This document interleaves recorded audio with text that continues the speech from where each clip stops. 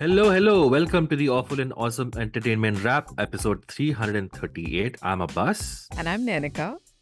and I'm back after Back a after so longish long. hiatus. Abbas, I missed you so much. We haven't recorded in so Thank you long. so much. I was getting worried, but now you're the prodigal son who has returned.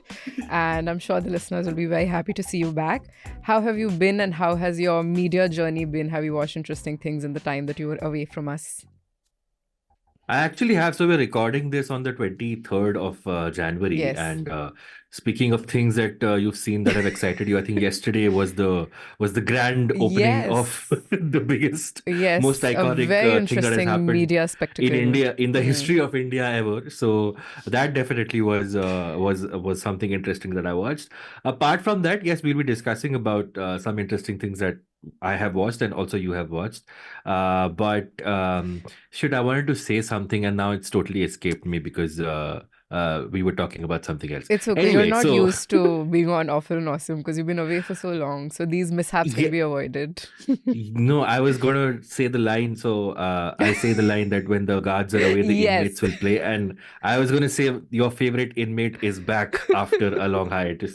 So that's me, guys. Yeah, you got So early release and then you're back now. So on this episode, we're going to be talking about Sam Bahadur, which came out a month ago, but it's going to be streaming soon. So we'll tell you what we thought about that film by Meghna Gulzar. We'll also be talking about Kanan Gill's stand-up special called Is This It?, which has premiered on his YouTube channel. So we'll talk about that and tell you what we think. We'll be talking about the Netflix show Killer Soup, starring Manoj Bajpayee and Kokona Sen Sharma. It's directed by Abhishek Chaube. Very interesting show. We'll tell you what we thought about that. We'll also talk about a show called The Curse, which stars and is created by the comedian Nathan Fielder.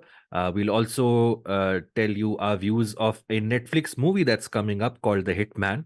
It had a very intriguing trailer, which I thought was very cheeky and cheesy. So we'll talk about that. I'll tell you. So actually, I should have done this before, but I have the synopsis of Sam Bahadur in front of me. So actually, I should read it out. yes. It's a biopic about India's first Field Marshal Sam Manekshaw. It stars Vicky Kaushal. The film is directed by Meghna Gulzar. Fatima Sana Sheikh and Sania Malhotra play pivotal roles. I have a correction here. I'm sorry, but Sania Malhotra does not play a pivotal role in this film. She was the wife. She's for all intents and purposes, she's a showpiece. She's a cosmetic role, because she's a cosmetic enhancement to the film. Okay, what did I think of the film? I thought it's a well-intentioned film, but I thought it was very boring. It was very one note. Yes. I know that Vicky Kaushal has been getting a lot of accolade for this performance, and I like him as an actor. But I'm sorry to say, but there are moments in this film when I'm like, Sam Manekshaw is speaking the same way to his soldiers as he's speaking to his wife. I refuse to believe that the man did not have. Maybe he was really one note as a guy who knows.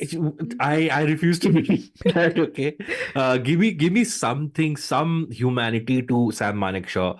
And again, it was like a Wikipedia checklist of events that you have to show. Yeah, they had to shoehorn him everywhere. Like I was at that war, and then I was at that war, and that was happening in the background. And this person got married, and Indira Gandhi was getting married while I was in the hospital getting treated for 5 bullet wounds.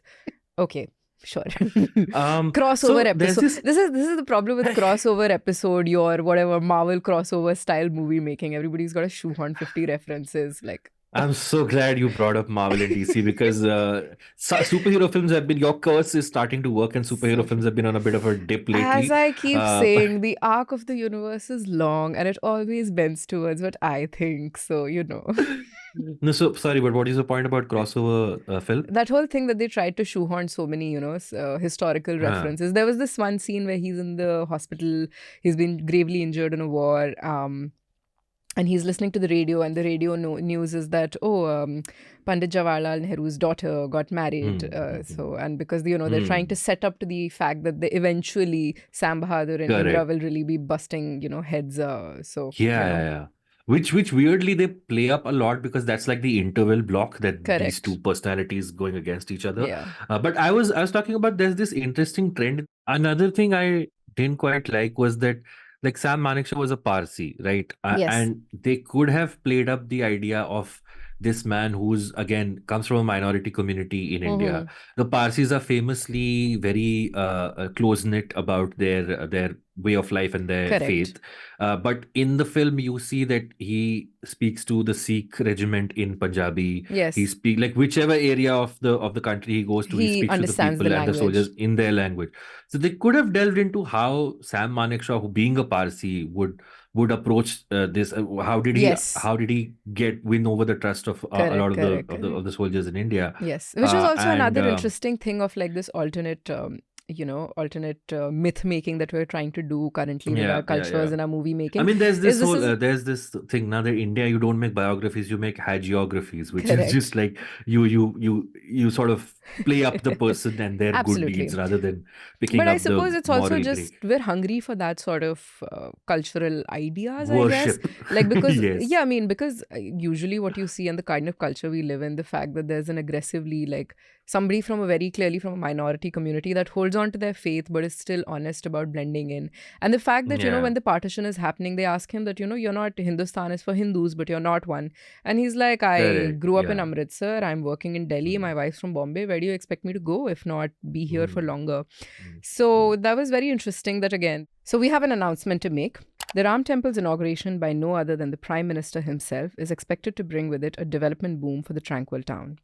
But what does this national reconstruction mean for the town's thousands of residents and its economic, social, and political milieus? What will the culmination of the long-standing struggle for the Ram Temple look like? Shweta Desai, our reporter Basant Kumar, and our very own producer Priyali Dhingra have been on the ground trying to answer these questions through ground reports and a video in English and Hindi. Contribute to this NL Sena project to help us tell this story. We're also going to be talking about Kanan Gill's stand-up special that came out on his YouTube channel called Is This It or This Is It? Is This It? Is This It? Okay. Yeah. So you saw this, Nainika, on YouTube. I did. I happened to catch it a couple of months ago. So I don't know if you know this, but stand-up comedians are now trying this new format out where he premiered the special on insider.in.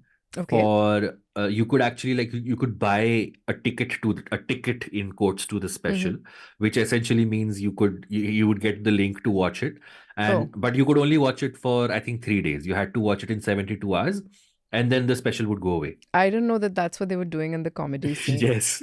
Yes, they are. What I could tell about the special was that it was aimed at an international audience. I forgot the exact line he said, but I think he was trying to... so he's talking about DDLJ and he's not mentioned it as a movie, but I think he was trying to mention not DDLJ, sorry. The other one, Kuch Kuch Hota Hai. He's trying to talk about the plot of Kuch Kuch Hota Hai, but without saying it's Kuch Kuch Hota Hai. So he does make it a point to specify after the joke is done that it's a movie, it's a plot of a movie, which most Indian audiences would be aware of, but international audiences wouldn't be. So I think he clearly is aiming towards a more broader international appeal, which I feel like he has. When you see Kanan, he's very cosmopolitan looking and he sounds very cosmopolitan. Did you see his Scandinavian movie that's come out? Actually, Tanishka discussed it. We were talking about it and she did say that it's interesting but also racist. So it's a recommendation from us for Kanan's, it's a recommendation, but clearly Abbas is mad a little, but that's okay. Kanan Gill is cute. Like after I watched the special, I think one of my YouTube recommendations was one of the pretentious movie review episodes. So I went back and I watched it, and it was from like 9 years ago, which gave me an existential crisis that 9 years ago, holy hell. But more importantly, he used to be these guys were such a Biswa and Kanan was such a cultural phenomenon back then. They were hilarious. We were obsessed with them. People would like quote them endlessly. Like in my school, I remember anytime a new episode would come out, we'd just like joke to each other, like, repeating those lines and whatnot. So they really had a cultural impact. I don't know how they managed to capture it so well, but they did. Like they had their watershed moment. And I'm glad that both of them have spun it into good individual careers. Which brings me to the question I did want to ask. Whose evolution out of Kanan and Biswa do you like more? Do you think both of them have equally matured into their creativity? What do you like about them more like that?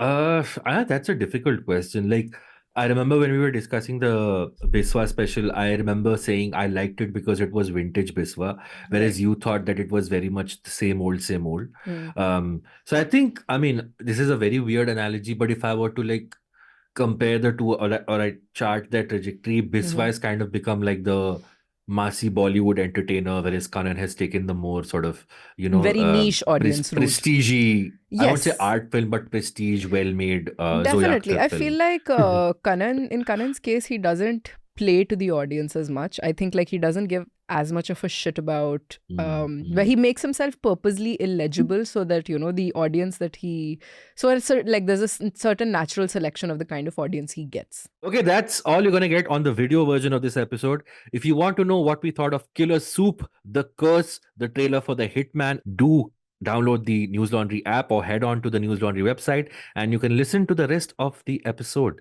But for the video viewers, we like to bid you goodbye.